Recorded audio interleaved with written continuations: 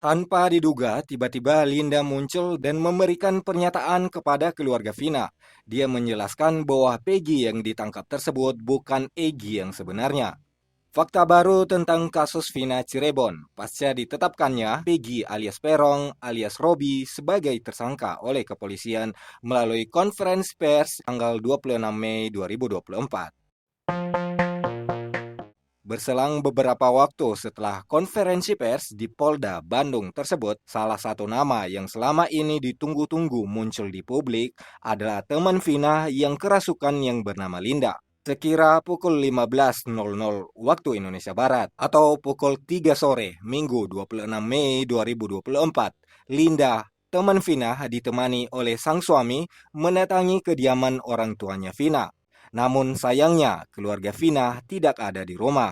Menurut kabar dari tetangga, ibu dan ayah almarhumah Vina pergi bersama sang kuasa hukumnya yaitu Mbak Putri sejak siang tadi. Hal tersebut membuat Linda menitip pesan kepada orang-orang yang ada di sana untuk memberitahukan atas kedatangan Vina menemui kedua orang tuanya Vina dan maksud untuk memperjelas kejadian yang sedang viral diperbincangkan saat ini, yaitu tentang rasa kurang percayanya sejumlah pihak atas kebenaran DPO tertangkap Peggy tersebut. Linda menyebutkan bahwa dia akan memberikan penjelasan kepada keluarga akan sosok Egy yang menjadi pelaku kasus Vina Eki ini. Namun pada saat itu, Linda tidak menjelaskan apakah sosok Peggy yang telah ditangkap tersebut adalah Egy sang pelaku yang sebenarnya, ataupun sosok Peggy ini hanya korban salah tangkap.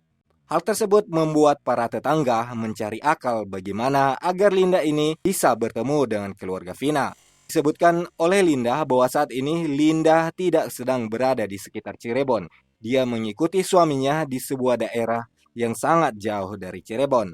Mendengar hal tersebut, salah satu dari warga mencoba menghubungi kakak almarhumah Vina, yaitu Marliana. Melalui percakapan telepon tetangga tersebut, alhasil Marliana akan segera datang menemui Linda di rumah kediaman orang tua Vina.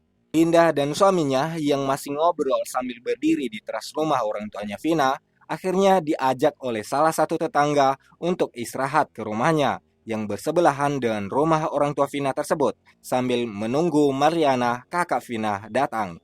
Sambil menunggu kedatangan Mariana, warga yang berkerumun di sana mengajukan berbagai pertanyaan-pertanyaan kepada Linda. Salah satu warga mempertanyakan apa kegiatan Linda setelah berpindah dari Cirebon. Kata Linda, saat ini dia bekerja sebagai ibu rumah tangga. Dia pun sedang mencari pekerjaan tetap di luar rumah. Namun, hingga saat ini masih belum menemukan lowongan pekerjaan yang menerima dirinya untuk bekerja. Selain itu, warga mempertanyakan pekerjaan suaminya. Linda pun menjelaskan bahwa suaminya bekerja pada sebuah perusahaan swasta sebagai karyawan tetap. Menurut penjelasan dari Linda, saat ini dia dan suaminya telah memiliki satu orang anak laki-laki. Oleh karena rasa penasaran warga, salah satu dari mereka bertanya kepada Linda lantaran Linda baru muncul dan main ke Cirebon. Mengapa Linda tidak mau memberi klarifikasi soal DPO yang bernama Egy tersebut sebelum ini? Linda pun menjawab bahwa berita viralnya kasus Vina ini sebelumnya tidak diketahui oleh Linda karena kejadiannya sudah 8 tahun yang lalu. Namun beberapa hari yang lalu dia membuka media sosialnya yang selama ini jarang dibuka. Tiba-tiba rekaman suaranya saat dirinya kerasukan waktu itu muncul di berandanya.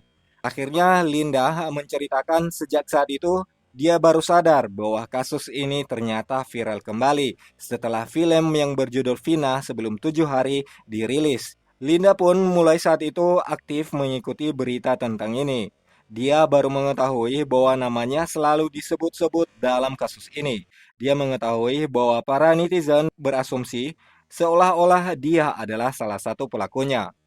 Ada banyak berita sana-sini mengatakan bahwa Linda adalah saksi kunci dalam kasus ini. Namun menurut cerita Linda kepada warga, dia tidak pernah terlibat dalam kasus Vina seperti yang dituduhkan.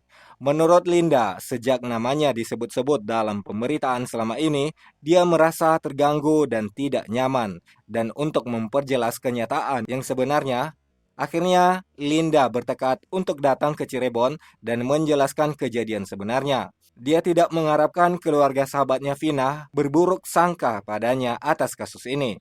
Lebih jauh lagi, Linda menceritakan bahwa sahabatnya almarhumah Vina adalah sosok yang pernah berjasa padanya selama masih hidup. Katanya Vina adalah orang yang sangat banyak membantu Linda, khususnya masalah tugas-tugas di sekolah. Vina yang tergolong pintar di sekolah banyak mengajari Linda soal cara menyelesaikan tugas-tugas sekolah, khususnya matematika dan bahasa Inggris. Linda mengatakan bahwa 2 mingguan sebelum ujian, Linda selalu mengundang Vina datang ke rumahnya untuk menjelaskan tentang pelajaran matematika. Linda meminta Vina memberikan penjelasan padanya bagaimana cara mengerjakan soal-soal yang menurut Linda sangat sulit untuk dikerjakan. Menurutnya, Linda tidak pernah pelit ilmu. Linda dengan senang hati membantu Vina dalam berbagi kesulitan-kesulitannya dalam mengerjakan soal. Di samping itu, Vina pun sering mengajak ke kantin sekolah, dan pada saat itu, Vina lah yang selalu membayar biaya jajan mereka.